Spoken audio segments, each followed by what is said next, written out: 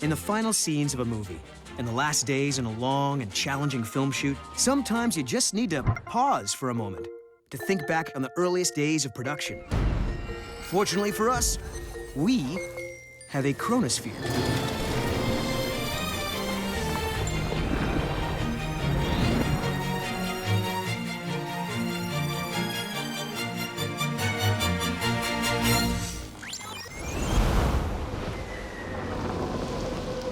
Ready, set, and action! Alice in this movie is a woman who is kind of out of her time. She has quite a modern sensibility in the sense that she, which quite rightly says, I want to do whatever I want to do. You know what? Let's go back even further to the real start of this story. The original book, written in 1871. The way Lewis Carroll looked at the world is so important these days, because obviously I'm from England, so we all know this story inside out. I was always so taken with this little girl who fell into this unbelievably crazy, strange world and wasn't daunted by it.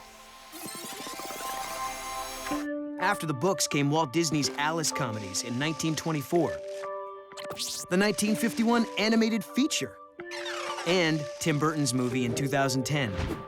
I was made aware that there may be a sequel to Alice in Wonderland, and obviously I threw my hand up.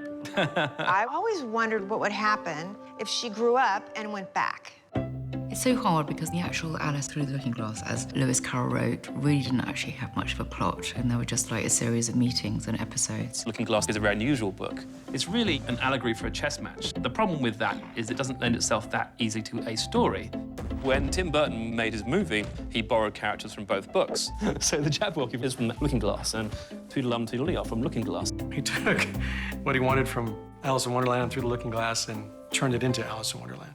As they moved into production, Tim Burton remained an important part of the creative team.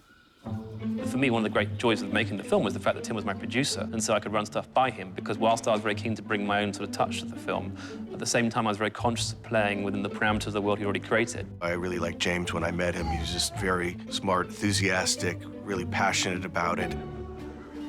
For the sequel, the characters from Tim's original movie would have to face a whole new set of challenges. In the first film, it was very much there is good and there is evil. In the second film, the creative forces that be took a more nuanced approach to how things got to be the way they were. Why is the Red Queen's head so big? Why was there a war between the two of them? I wanted to fill in the blank the first movie didn't do. It is a sequel, but in some ways it's a little bit of a prequel because we get to see the characters at these younger ages and we get to see the origin story of sort of how they came to be. Action! Look, she's going to hit her head. Oi, what the? It's essentially a family drama set against a cartoon background.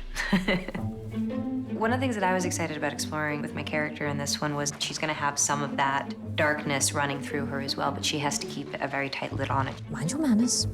He is not someone you would want as your enemy. She has to keep it very repressed. Good luck.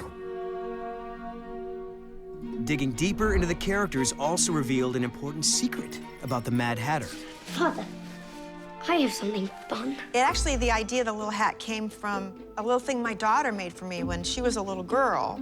She made a little felt pin, and I used to wear it, even though it was a childish thing. And so that changed into a hat, obviously, because it's a hatter.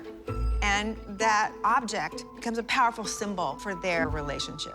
Take two. B camera mark. We thought what would be very poignant. It feels like the essence of the Hatter in a small hat, which is very important. And so it's a very significant motif. First hat I ever made. The day that Johnny came and put the wig and the makeup and the costume back on really was so incredible. I really was kind of overwhelmed seeing him back in the character. Spectacular.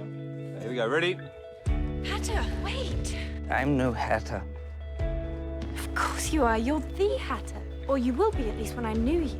Most of the characters you remember from the first film are again in the second film. I thought I wanted just to add to this universe. I don't want to change it. It was really fantastically put together. But also, I wanted to bring another new main character in. I remember reading Alice in Wonderland, and when Alice first meets the Hatter at the tea party, I always remember the Hatter saying to her, I've been stuck at this tea party since last March, when Time and I quarreled. And so I've always thought that in Hatter's mind, Time was a person. And so for me, it was that idea that it makes complete sense to have a character who is the Time. We really wanted to take on this concept of time and how we all spend it and we all struggle with it. I worked with Sacha Baron Cohen on the Ali G show many, many years ago now, my God. And so I thought Time should be a character who is supremely confident but an absolute twit. And Sacha is excellent at doing that. Amazing. Possibly because that's what he's like in the real world. I can't not say that, sorry. No, I can't say. Oh, you want to say your line, and then I will say mine. My costume is hotter than yours. It was difficult for Sacha and I to not improvise, which was cool. I mean, James Bobin, who I adore, he was really brave, you know, in allowing Sacha and I to go on and on and on. Try not to touch. Your touch is infectious. It was just insane. I survey this desperate battlefield of powdered cupcakes, slaughtered confectionery items, spongy fingers, brown cupcakes waiting their beheadedment. We literally, I think, when it was one day, we did about a 30-minute take. Well, you are in luck, oh timely one. Faith is covered. Don't annoy James. He will get very, very angry and start sweating. Reloading both cameras. Of course, you can't tell a story about Alice's adventures in Wonderland without some pretty fantastical sets. I was very keen to create as realistic as possible sets above ground of the world of Victorian London. I have a very particular sense about the light and feel, so that's really important to me that it's historically accurate. But the Underland section of it is open to interpretation and also needs to contain magic, because this is a magical world. Here we go then. Ready? When we started designing this, the brief from James was, let's get the Alice in Wonderland books. And that gave us a whimsical, wonderful world to start with.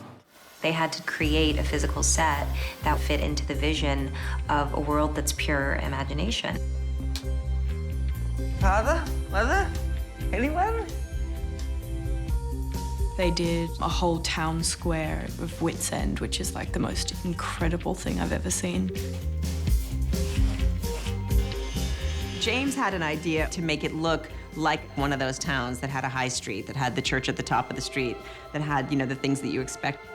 And then took it and put everything sideways and crossways, you know, thatched cats chasing little thatched mice across the roof.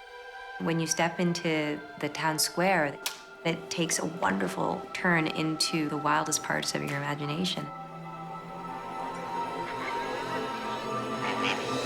From the very beginning, our journey has taken us back to the origin of the story, forward through the minds of today's filmmakers, and now into the hearts of future audiences everywhere.